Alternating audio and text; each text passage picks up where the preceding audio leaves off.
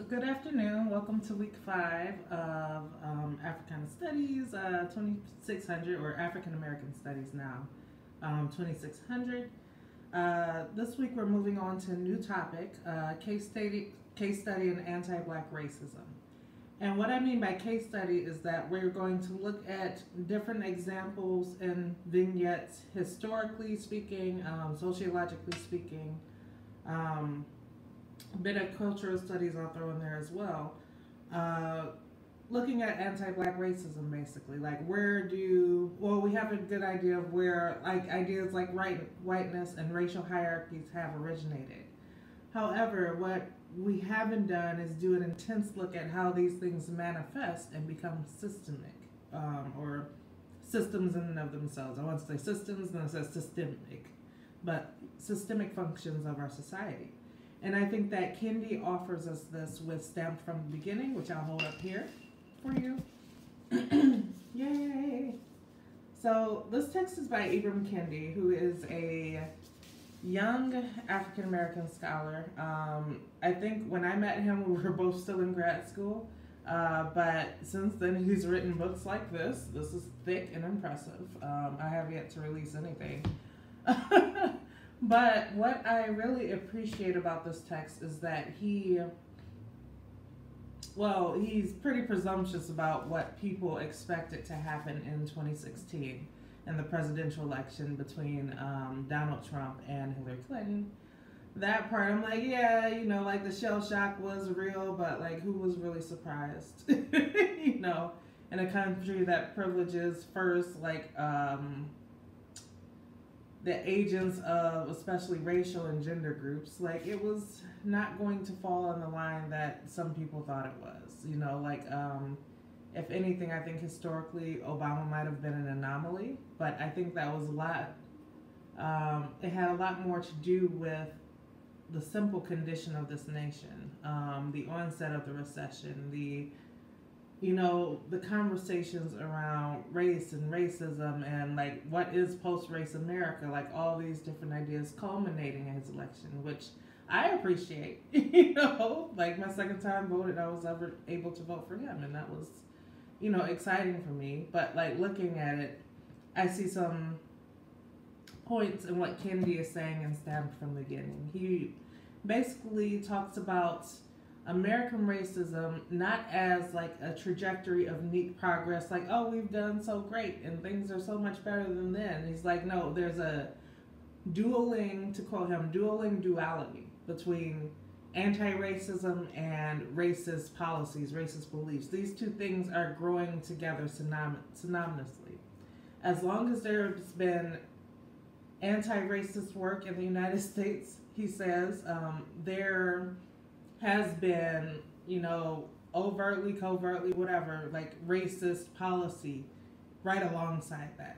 Anytime any progress is made, like there's a step along the way for the other set of events or the opposite set of events. So as far as like that duality goes, he's saying this is what we have realized in this period. He's writing this text in 2016, or prior to 2016, but he's putting his seal of approval and like the intro and prologue, which you're supposed to read,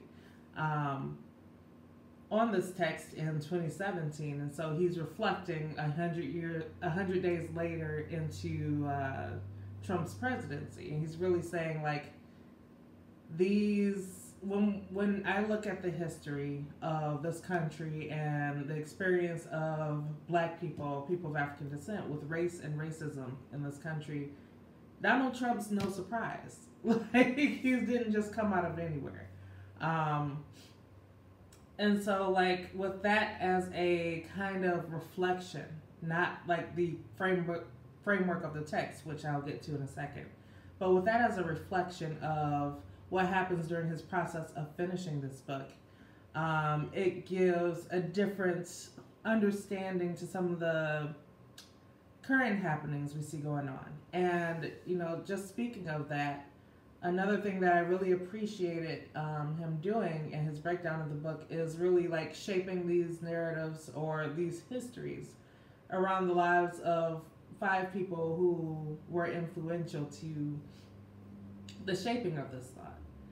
because you have Cotton Mather, who is one of the first religious persons to really preach and disseminate information about the inequality of races. Then he focuses on Thomas Jefferson, who, as you know, promotes similar ideology based on some of the things that Cotton Mather is talking about, and also some of the things he's learning and trying to inspire in this new so-called race science. After him, William Lloyd Garrison, who was an abolitionist worker. He was a good friend of Frederick Douglass's. He was for anti-slavery, but he didn't quite grasp the idea of black humanity, black equality. You know, and that's something to be noted. I'm just giving you this rundown of the book because you're not assigned every chapter, but if there's something you're interested in that is not assigned, please feel free to read it. But back to Garrison, like he's this very prominent and well-known proponent of anti-slavery, of the end of the system of slavery in the United States. But much like Abraham Lincoln, he did not see or appreciate or respect the humanity of people of African descent, you know, let alone non-white people in this country. So it's interesting to juxtapose that and then consider the ways that some people who consider themselves non-racist or, you know, like who believe in equality still have a hard time seeing the very humanity of those folks that they call themselves assisting, you know, and like the Clintons, which is one reason I was like, it's presumptuous that someone would suggest Hillary Clinton had that election in the bag. She was one of those people who has been caught on numerous occasions, and Bill as well, with the same Garrisonian rhetoric, with the same Lincolnian rhetoric. And so it's fascinating to put that into context and to have a historical note for it. But moving on from Garrison, one person who picks up his ideas is Du Bois, who is a black man. And one could argue, too, that Barack Obama also espoused some interesting ideas about blackness and what black people could do to self-improve. And this is something that I think Kendi checks immediately in his introduction about acknowledging some of the ways he, too, harbored ideas that denied the capacity and humanity of fellow black people. Even as a black studies scholar, even as a black man in America, he's like, some of my thoughts were not quite anti-racist and veered towards assimilationist, which I'll get to as a point of his. And I think that when he introduces in the prologue Du Bois, he speaks specifically of Du Bois's I would say, like, there's something very interesting about this place called New England, where I live now, as a Detroit girl growing up in the Midwest, who is basically an up-southerner, because most of my family migrates from Mississippi, Alabama, and Louisiana from the 30s through the 50s. So, you know, New England's an interesting place. First of all, there have long been free black communities here. Secondly, many of those communities never took kindly or didn't take too kindly from, like, the migrants, you know, whether they were black Southerners looking for work or whether they were, you know, folks from the islands or South America or Africa itself, like, trying to make a place in the society. It was always kind of like, oh, we're different from you and you're uncouth and you're not this or that. And so, like, there's something to be said for those tensions, and it also validates, again, Kendi's points about assimilationist ideas, and how those aren't quite anti-racist. And even, like, the demographic shifts where it's now like, oh, like, African Americans are here, and most of the communities are West African or West Indian especially, including Afro-Latinx folks. And so it's like a really interesting dynamic, and you still see this struggle between anti-racism here and assimilationist ideas. But to get to those points and to say, like, he ends with Angela Davis and brings us into the present,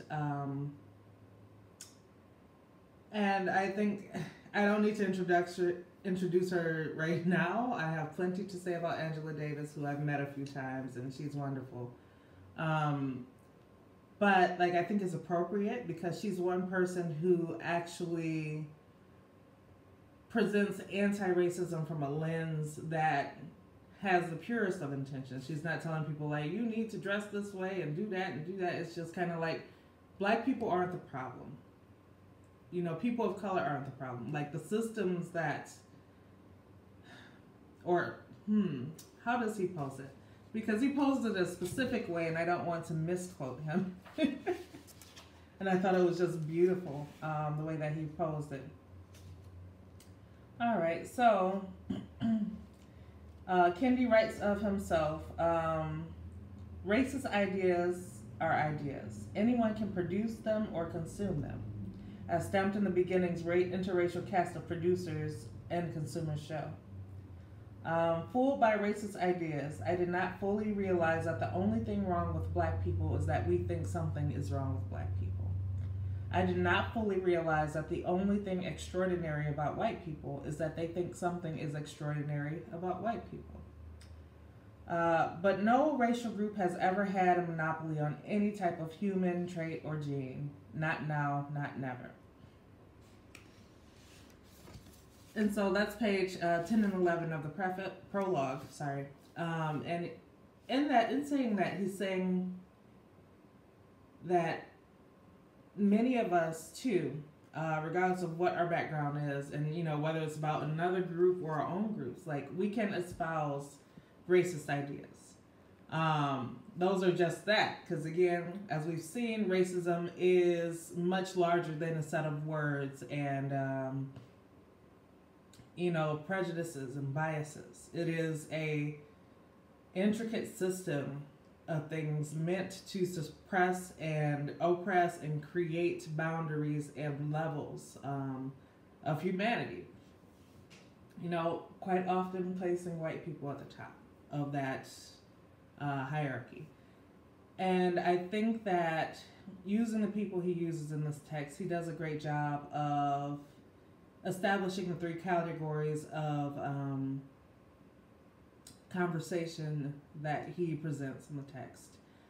So like around the profiles and like the built-in histories of the five main characters of his story, or his history, I'll say, he has these three ideas of segregationist ideas as a root of racism. And secondly, assimilationist ideas as a root of racism. And finally, he says that the third idea that coexists alongside these two warring ideas is anti-racism. And he says of these three things, so long as there have been conversations about race and racism in this country, these ideas have commingled. They were never separate from each other. Like segregationists, of course, are like, there are inferior races and there are superior races. And, you know, we have to respect, or whatever. I'm not trying to say respect anything, but for the most part, you've heard of segregation before. We all know about Jim Crow. We know about the struggles at the southern border right now. We know about what happened after 9/11. We know how segregationist policy and belief works in this nation and elsewhere, for that matter. But our context is America, so that's what we're talking about right now. Assimilationist ideas are sneakier than this because they tell us if we acquire certain things, if we carry ourselves a certain way, if we stylize our bodies, our hair, our language in certain ways, we will be accepted. But that is inherently denying that you're okay as you are, and it's accepting that, well, because I need access to these same things that present success for this other group, and more pronouncedly a dominant social group, I am accepting the inferiority of my experience. which is a reach. You know, I'm still working through that idea from Kendi in my head, and I would love to hear your thoughts about that when you get to that part in your prologue. But like this idea of assimilationist beliefs, and as I said, Du Bois was a proponent of this at first. He wrote countless articles telling black folks how to dress, what not to wear, how to, you know, like set up your home, you know, just in case somebody comes over, like whether they're evaluating your homestead to see if you deserve social programs or, you know, you're simply having guests, you know, like how not to eat in the street and throw bones on. Like he's just policing the behaviors of people. And a lot of people took issue in the 90s with Bill Cosby making comments about young black men's capacity to wear sagging pants and like people, you know, having babies out of wedlock and all that stuff, and all these different criticisms that can be read as well intentioned, but you know, also still ride on the idea that there is something uniquely wrong with people of color, with black people specifically in this context, and that is not anti-racist. You know, and I think that Kendi makes that quite clear in this text, so I'm going to let him speak to you on that.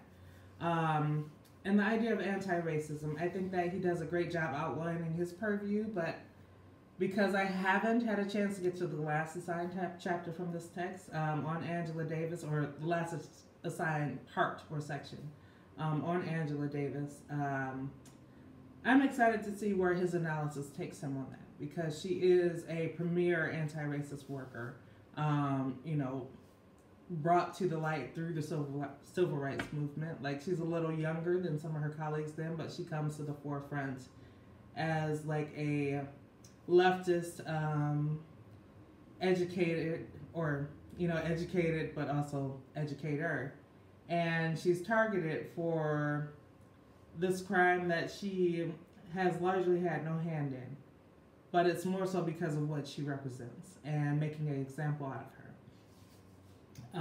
You know, as far as like what I've read from her and what I've read from some of her colleagues during the time, it wasn't necessarily about that. It was like, you know, this young man takes the gun from her homestead, you know, uses it to,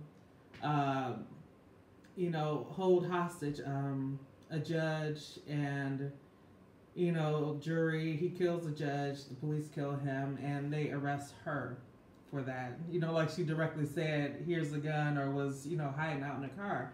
But she was like, I'm not sure how he got the gun. I was friends with his brother who was in jail, who he was attempting to liberate by his actions. And so, like, it's a complicated story. But, like, the case, of course, didn't stick because juries and, you know, the courts saw through it. They're like, okay, this is them trying to make an example of you, you know, as someone who's a leftist, as someone who's considered socialist, communist, what have you. As a black woman who dares wear a natural, you know, walking down the streets of California or walking to her office in, at Cal State Fullerton, you know, like, how do we suppress that? How do we make a model case of what's wrong with black power and the imagery of black power? But since then, she's gone on to do, like, magnificent and important work around the prison industrial complex, around trans rights, around civil rights and women's rights and Native rights. Like, she's all over the place, but that's what anti-racism looks like, and that's what social justice looks like. So she's an example in that case, and I promised I wouldn't talk too much about Angela Davis, but you know, I just went with it wherever the spirit moves you. But I think that as far as looking at those three co-aligned things, segregationist ideas, assimilationist ideas, and anti-racist ideas, you get a fuller picture of the evolution and the duality of racism in society, and specifically anti-black racism in the purview of Kendi. And just to break down the three-tiered plan for you, I wanted to talk about this recent incident in Starkville, Mississippi with the Richardsons, this black couple who finds themselves at the Campgrounds of America. First of all, don't trust anywhere that spells campgrounds with a K.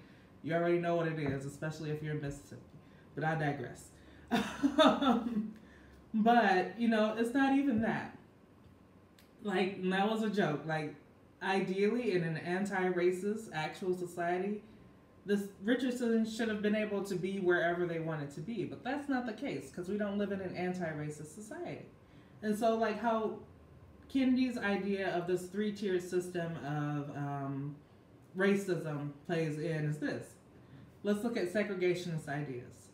This older woman jumps out her truck with a little gun that she then tucks into her too tight pants. For some reason, I don't understand that. That was weird to see that on video. And she essentially tells them, you don't belong here, which is the pinnacle belief of segregationist supporting people, is that, you know, because you look this way or you speak this way, you do not belong here. This is a space for these types of people. We are more exceptional than you know, because of A, B, and C. Like, and so that's one point of what Kennedy's showing us in this text at first. Secondly, the assimilationist ideas. Let's look at the Richardsons for a second and some of the things that people have said about them. First of all, in complete denial that we don't live in an anti-racist society, people point to Mr. Richardson's military service as this, like, oh, it's such a shame that he's done this and that, and he's done this for the country, and blah, blah, blah, and people treat him this way. Like, yes, those things are unfortunate, but that does not negate the point that we live in a racist society, a segregationist society, if you will. And, you know, on paper, they are the thing of, like, middle-aged Du Bois's dreams. So he's writing about being assimilationist. You know, they're a married couple. The husband has fought and served for his country. They have the privilege, again, this is a privilege, of having, you know, the company of each other at this private, or not private campground, but like this public campground, you know. Who knows? I've never been there. Maybe it's by water. Maybe there are sights to see. But that's a privilege. Not every family can do that. Some families have to work 7 days a week, you know, 2 jobs at that. But there's a specific air of privilege that comes here.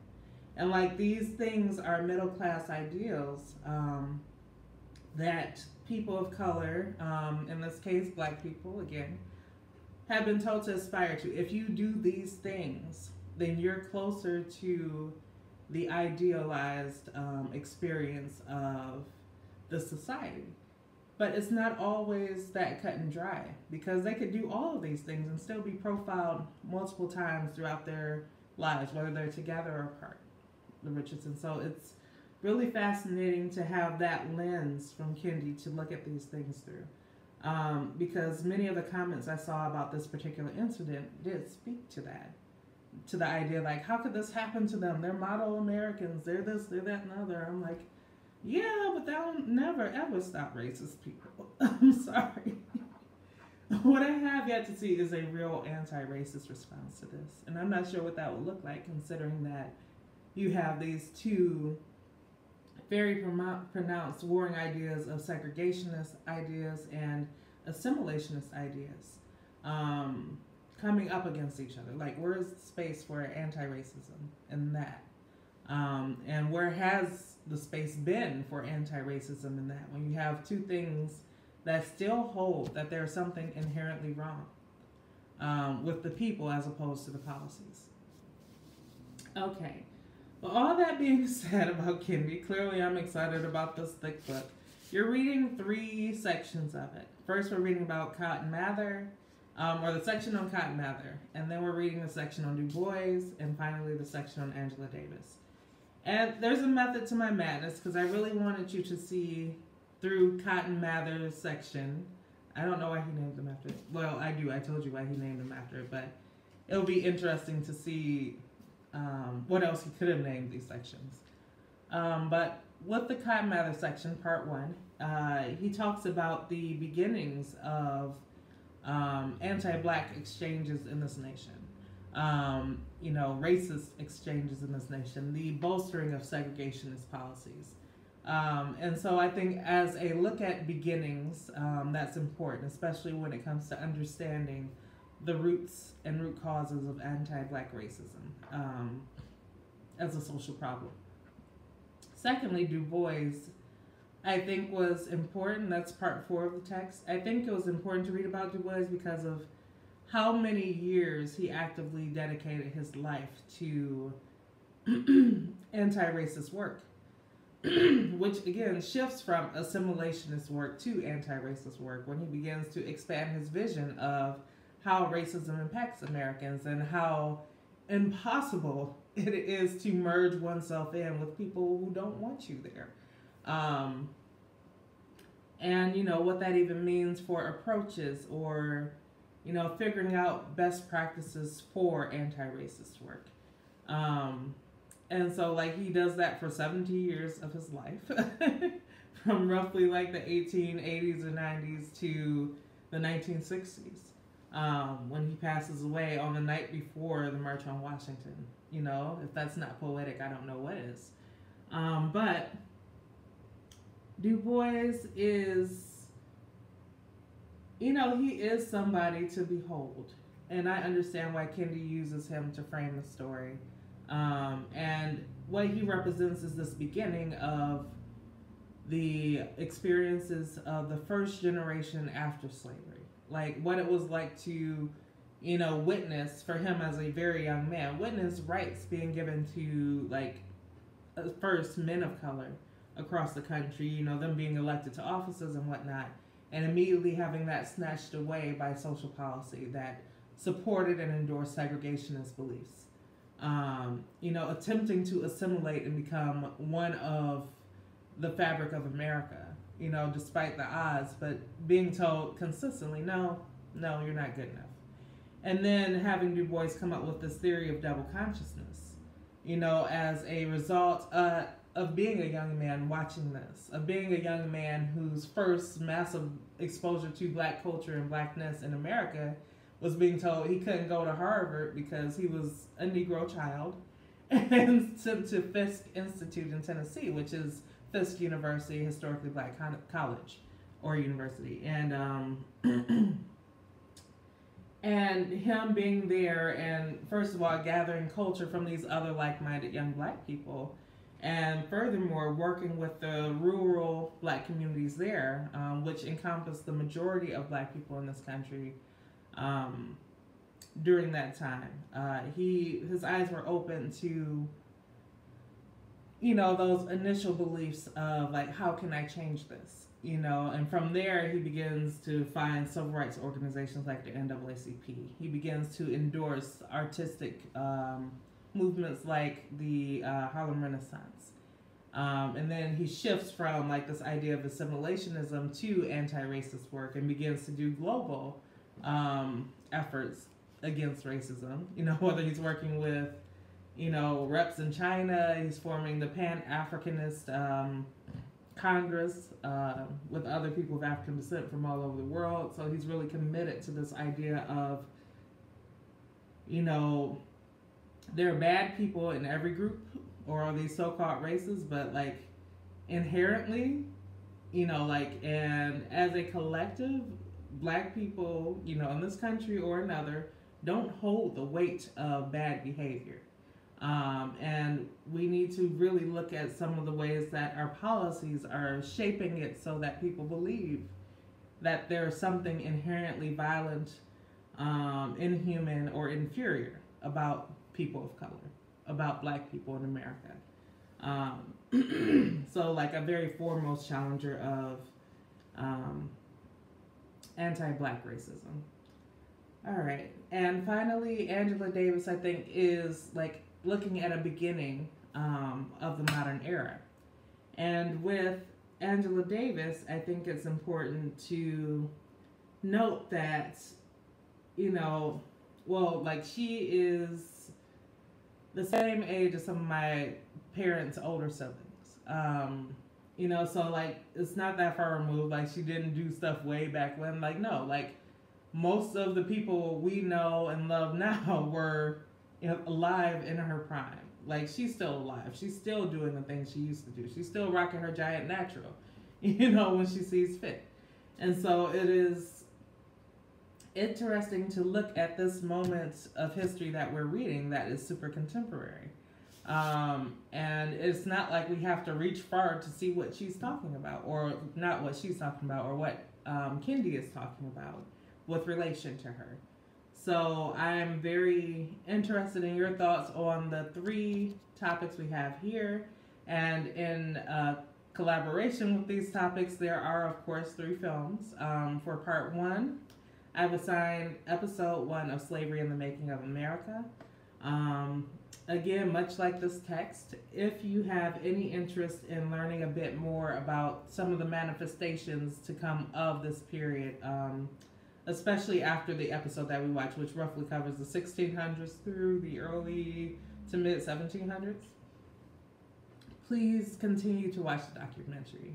I, for one, am a fan of episode 2 because it really highlights Black resistance within the system of slavery, from them actively taking action against masters who abuse their power, to them taking action in the courtrooms against masters, again, who abuse their power. But episode 1 aligns with the Cotton Mather section of Kendi's book, in that it focuses on those first early years of slavery in the United States. So, like, roughly like the first few decades of the 1600s. And the filmmakers look at New York, or New Amsterdam, and also the Chesapeake Bay area, which is like roughly Virginia. So in New Amsterdam, like, you're looking at like the first dozen slaves to arrive there, and some of the struggles they had, and how they were all male, and then eventually, because they didn't want race mixing, they started to bring in Black women. And I think predominantly they were from Angola, which is interesting because I often drive past Angola, New York, on my way to Detroit when I'm driving from New England to Michigan. And so I was like, I always wondered about the name, but I wonder if that was like a place that, those captives built up for themselves, or that was designated for them after a certain point. Like, it's an interesting history that I'm curious about. And so there's that. And then in Chesapeake Valley, or Chesapeake Bay area, there are, more companies coming in. They're moving to the Carolinas and beginning to start slavery as an industry, as opposed to slavery as a means to producing crops, and like a system that suppresses as many, indentured white workers as it does Black workers. Like, one of the first rebellions essentially that is a rebellion that the filmmakers talk about, is 2 or 3 indentured workers escaping a master. 2 of them are white European men, and one of them is an African man. And they're caught, and the 2 European men simply get an extension of their years on contract with their owner, but the Black man, his punishment is being not enslaved for life, but servant for life. So there's already a disparity, and this is the 1600s, and ideally, since they all ran away and they all got caught together, non-violently, there should have been an equal parsing out of punishment, but there wasn't, right? And it's not like this man did something much different or much more grotesque than these other 2. It's simply that he was the one of African descent. And they had to establish some kind of hierarchical system with that in mind. So please, please, please watch the video. And I will repost the link this week for the midterm. And again, these texts are the ones that you can choose from. Ta-Nehisi Coates' Between the World and Me, and Claudia Rankine's Citizen. Okay, so like in thickness, they're about the same. I've been reading Rankine, so like it's flared open a bit. I will say this one if you're not a lit person and you typically hate poetry, this is a better read, I think, because it's written very clearly in the form of essay in letter form. So he's writing a letter to somebody. If you've never read it, and that's so vague. He's writing a letter to someone, you know, just to tell them about what it's like to be a black man in America. What it has meant for him to exist with this constant state of fear. So, and I'll leave that there so I don't spoil it for you, but this is Coates, one of the midterm option books. This one, however, is called Citizen, and as you'll see, I put a coaster in here. As you'll see, if you opened it at the store or if you own it yourself, many of the pages are like this. But, like, to be honest, it's kind of because it's literature, and like those spaces function in a way that are meant to compel you to think. And for some people, as I know, like, because I used to be a poet and I let people, or it used to be, I wrote a lot more poetry in the past. I haven't written much lately. But I know how people could get lost in words or feel like, you know, something's above their head. But I would recommend for those of you who do choose this text, beyond listening to Solange when you do it, is to take your time and to figure out who she's talking to. To me, it sounds like a stream of consciousness where she's very actively speaking to herself, right? And I hope you make it to this part of the video. But it helps to see the text that way. And one of my favorite parts that she does speak about is the backlash, or watching the backlash against Serena Williams for being Serena Williams. So basically, because she's black, because she has a fuller figured body, because she is passionate about the cause made against her, you know, like people attempt to validate some of the ways that she is abused on live television, on camera, you know. And like Rankin sits with this as a fan of tennis, as a fan of Serena, and like she includes portraits in the text, just like speaking to these ideas. Like this one, she highlights like when this woman made fun of Serena Williams' body, and alongside that she has like some of her own thoughts about what that process has looked like. But like there's so much in here, and I enjoy both books, love them both. And so I really look forward to seeing what you choose. And just a reminder, this is due on June 23rd, with few exceptions. If you need any extensions or whatever, and you don't have accommodations that provide such accommodations, please email me, call me at your earliest convenience and let me know, so that I can plan for that with you. So aside from this, yeah, like there'll be new videos next week. I talked about slavery, the first episode, but there's also an episode of Many Rivers to Cross, as well as And Still I Rise, which is another documentary series that speaks to the Angela Davis chapter. But use these texts together. Whether you do this or this, you know, either of these books, use them with this, because this will be most informative for shaping your discussion. And I keep looking over there because I'm used to my camera lens being up there, but it's over here today.